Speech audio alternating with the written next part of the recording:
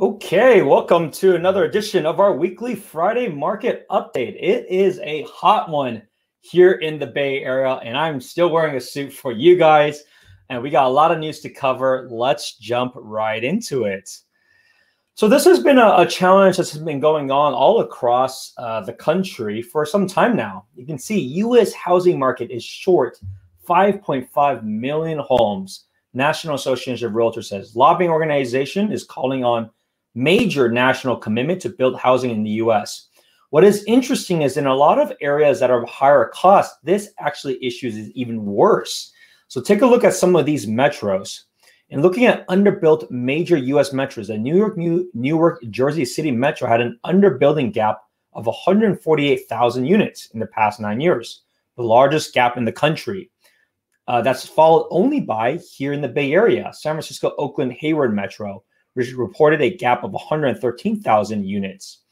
What is really interesting to see is there's a challenge altogether that is happening across the entire country. So you have a combination of labor. So there's a big labor shortage. So even if you had all the money, the challenge is who's going to be the ones that actually build these homes, which is going to be hard enough. So I don't know if we have enough talent and enough people to be able to build these homes, number one. Number two, where are they going to build these homes? I mean, it's easy to say, hey, look, let's just add 5 million homes. But where are you going to add these homes that are still in good locations, right? That's an inherent problem too. You can't just tear down random homes and build new ones. And you can't just easily tear down commercial space and then change it all together. So that becomes a problem as well. It's like, where exactly are you going to build? Like if you're in the Bay Area, where are you going to build? Like you tell me, if you are a planner and you're in these different cities that are high cost areas, you tell me where you would be building these types of units. And then number three, unfortunately, it's also a development play. Like who's going to be the one developing for this? Like developers are not stupid, right? Everything is a complete math equation in terms of, will they be, does it make sense for them to build these houses or not? And take a look at this.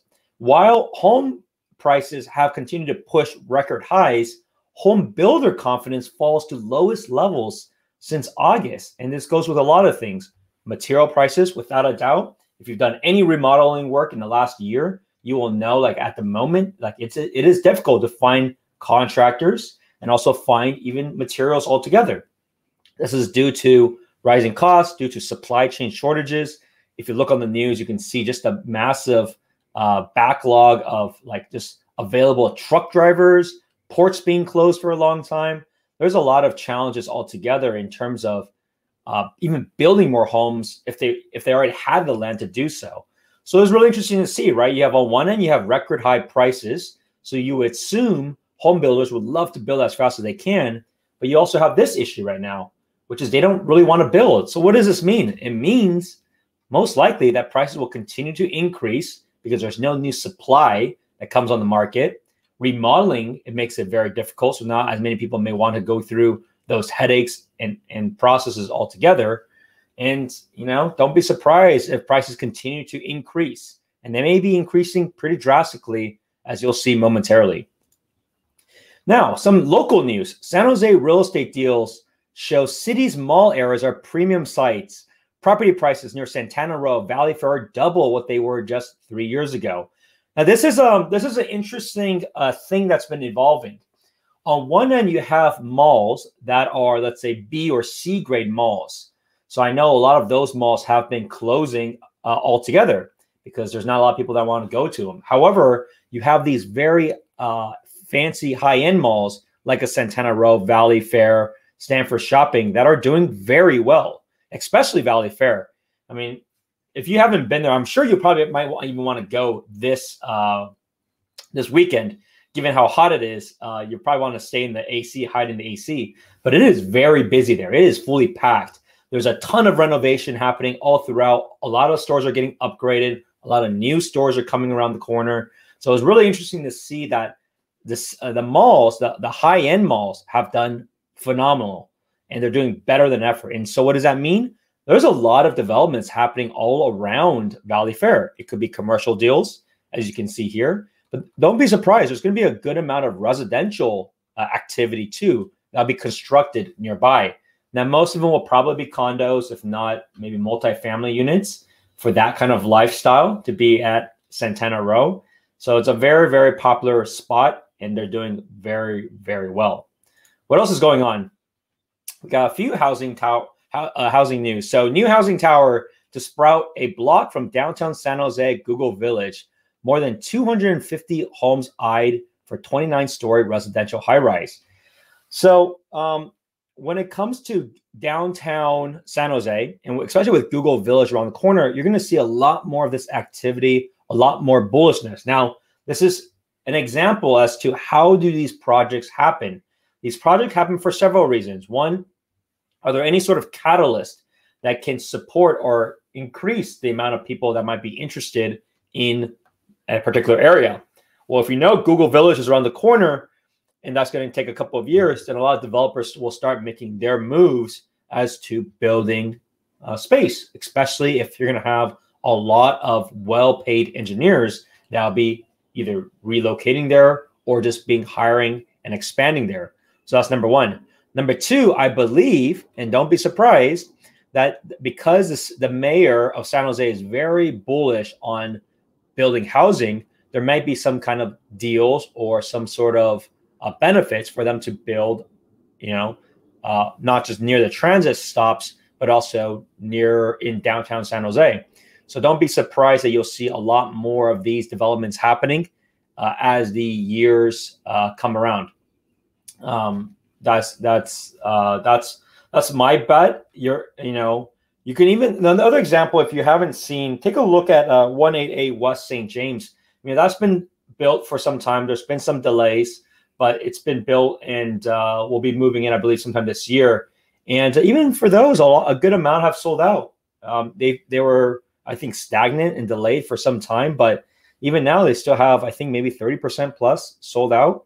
And so as you see these different condos coming online, don't be surprised to see a lot more of these announcements for downtown San Jose. I think downtown San Jose will have some very, very interesting plays as Google Village and other companies continue to expand and roll into the area. Now, one thing I forgot to do, so I'm going to stop the screen sharing for a bit. Give me one moment. I'm going to pull up some recent closings of the week. Give me 1 second. I'm going to point these out.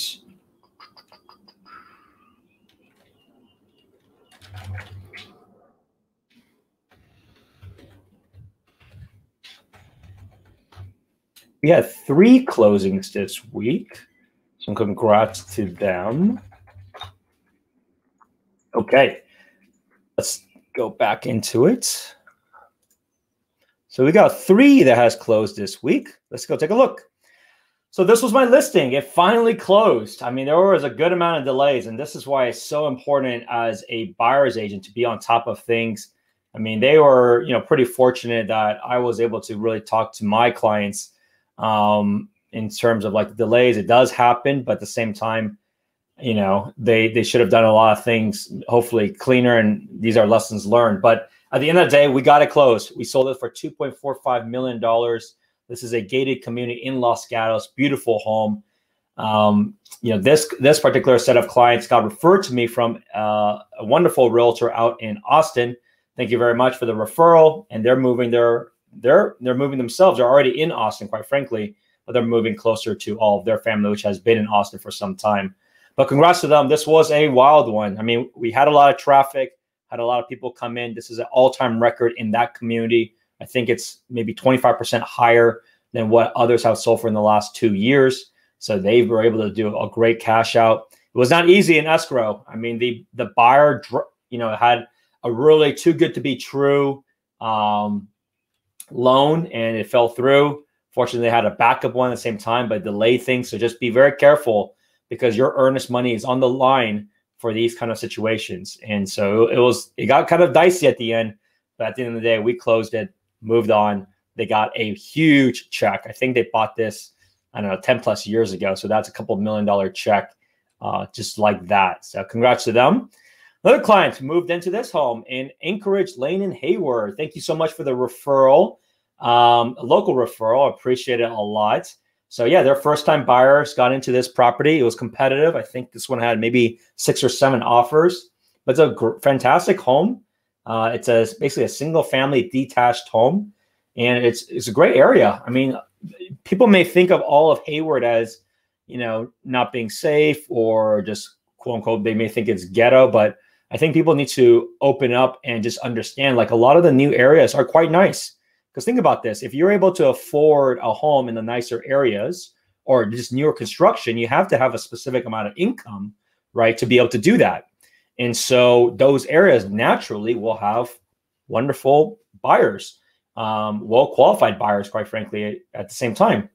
So congratulations to them. For them, they have a rent back that is provided for the current seller as they do a trade up if that was needed. But hopefully they'll be moving in a couple of weeks, and then we'll be able to do a key exchange for them at that time. So congrats to them.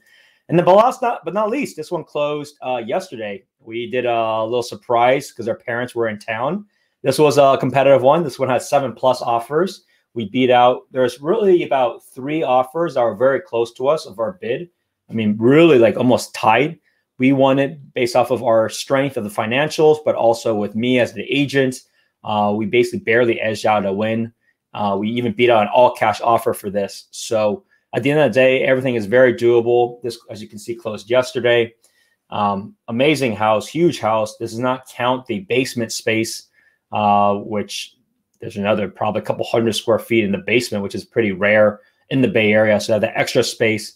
And what's super cool about this, I mean, check out this backyard. I mean, this is one of the nicest yards you will find. Check out this patio.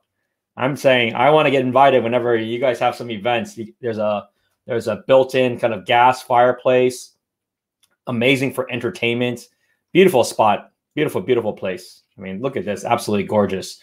So congratulations to them. I will be hopefully selling their previous home over the next couple of months as they go through the move-in. But amazing, and congratulations to them. We got this one. We met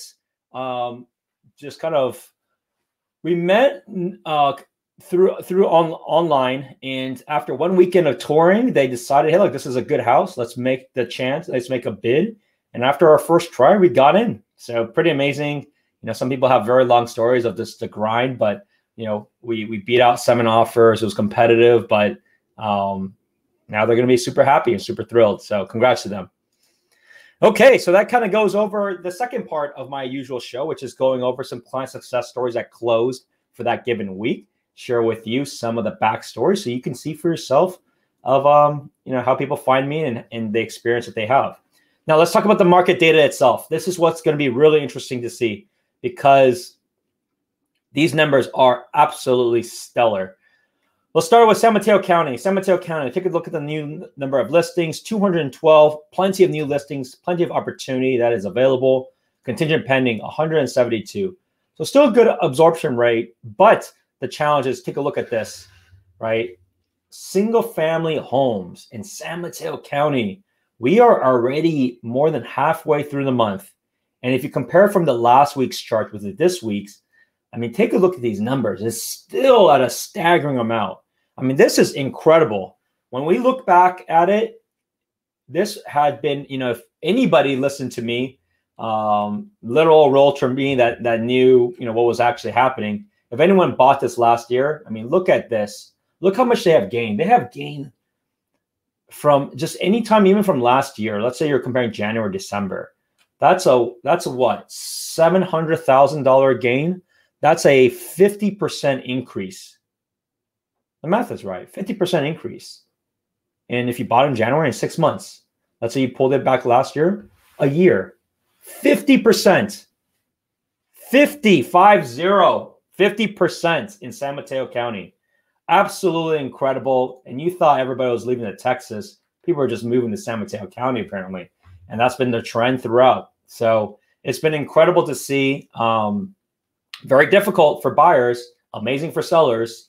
I fortunately have helped a lot of clients buy in San Mateo County. It is competitive, but at the same time, it is doable, but you have to be realistic and understand this is exactly what's happening.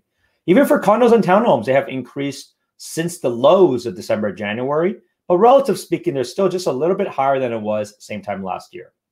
Santa Clara County, same figures and same results. So this is not just happening in one county. This is actually happening in terms of the growth in also Santa Clara County. Look at the number of new listings, 585. This is a lot of new listings that continue to hit on the market. So there's plenty of choices for everyone, but be mindful of the growth. Like take a look at this growth as well. Now we're about 1.75 for a medium sales price. Incredible growth. Look at this figure from May to June, a super hot spring season. If you compare that with January sometime last year, you're talking about 400,000. So about 25-30% growth at least. So incredible figures. And we're already halfway through June. I suspect these figures, I hope, will lower a little bit as we finish off the rest of June. But I mean, we have a lot of data points at the moment. Yes, thanks for tuning in. Yes, 50% with an 80% LTV. That's what I think a lot of people need to understand. It's a great point that you're bringing up. The returns are not only on the actual price, right? Because at the end of the day, you're not, unless you're buying all cash, right? You're buying it entirely, then your increase is 50%. But if you're using a regular loan, which has been phenomenal, take a look at the growth, right? It's a multiplier because you're basically 5 times leverage if you're putting 20% down. So it's a multiplier effect. So what's the beauty of real estate, especially over a long period, is that multiplier effect. But what does that mean with this kind of growth? It also means like you can do a cash out refinance already, right? I mean, look how much equity has been built instantly. So you may be able to actually pull out a majority of your down payment. I mean, right? I mean, if you do that math, if their down payment requirement is still 80% loan to value, you could probably pull out your entire down payment if you wanted to within this time. So that's the beauty and the power of compound interest. That's also the beauty of mortgage rates, which is a fixed amount that you are paying. And at the times, your returns can be significantly higher for that reason. So thank you for tuning in with that, because you're absolutely right. That's how you actually do the return. So it's been an incredible for those that have just, had the mindset and the foresight. Like at the end of the day, sure, things may go up and down, but probably over a long period, they'll do very well, especially in prime areas like San Mateo County and Santa Clara County. But you can see like continues to be growing. Townhomes and condos, similar effect. I would say the condo figures have been relatively flat. But townhomes have certainly increased. So townhomes have increased about 10% since last year. So something to be mindful of for if you're searching for townhomes in Santa Clara County.